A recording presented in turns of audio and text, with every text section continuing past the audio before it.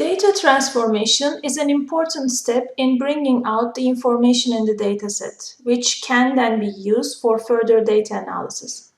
One common approach is to create new variables through mathematical transformations of existing variables.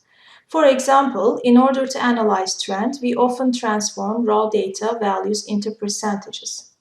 Sometimes, data on variables such as income, firm size, and house prices are highly skewed. So skewness is a problem since extremely high or low values of skewed variables significantly inflate the average for the entire dataset. And also, it is difficult to detect meaningful relationships with skewed variables. So in order to handle skewness in the data, we use the natural logarithm and square root transformation to reduce data skewness. Another common data transformation involves calendar dates. Excel usually stores date values as numbers and date objects are stored as the number of days since January 1st, 1900.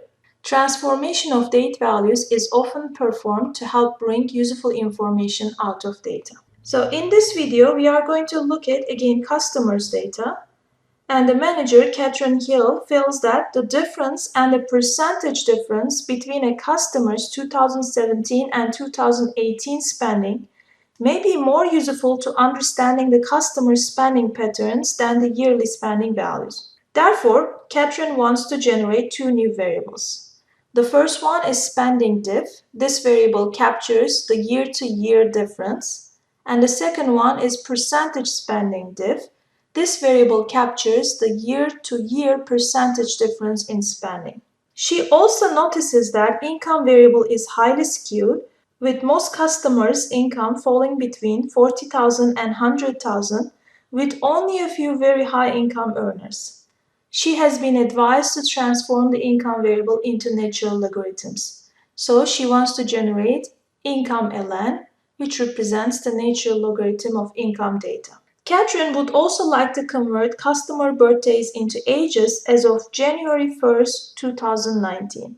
And she wants to explore differences in purchase behaviors of customers across age groups. For that reason, she wants to create a new variable called age. Finally, she would like to create a new variable that captures the birth month of the customers so that seasonal products can be marketed to these customers during their birth month. So the last variable that she wants to create is birth month that represents the birth month of customers. So we start with first creating spending diff, and we will enter the formula. We just take the difference of the spending between the years. So with an equal sign, choose spending 2018 minus spending in 2017 and enter. The first observation or the first customer has a negative spending of 46, which means spending decreases $46. And you can copy down this formula and find out the spending differences for other customers. So the second variable is percentage spending diff. We enter this formula with an equal sign, spending in 2018 minus spending in 2017 divided by spending in 2017 and enter. So the result is negative 0.16.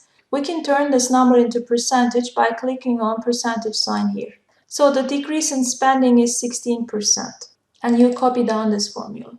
Next, we are going to create income ln. Income ln represents the natural logarithm of income variable. Equal sign, ln function, and then choose the income and close the parentheses. And you can copy down this formula. Next, we create age variable. To create age variable, we use yearFrag function. YearFrag function calculates the difference in years between two dates. And we also use int function. Int function displays only the integer portion of the value and discards the decimal places.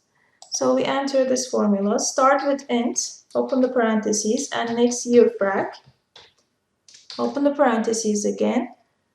Birth date, and as of January, in quotation mark, 01/01, 2019. And close the parentheses for yearFrag function and close one more time for int function and enter. So you can check that the first customer is 32 years old as of January 1st, 2019. And you can drag down this formula and find out the ages of other customers. To find the birth month, we will use the month function, equal sign, and type month, open the parentheses, birth date, and close the parentheses, and enter. And you can copy down this formula to find the birth month of other customers.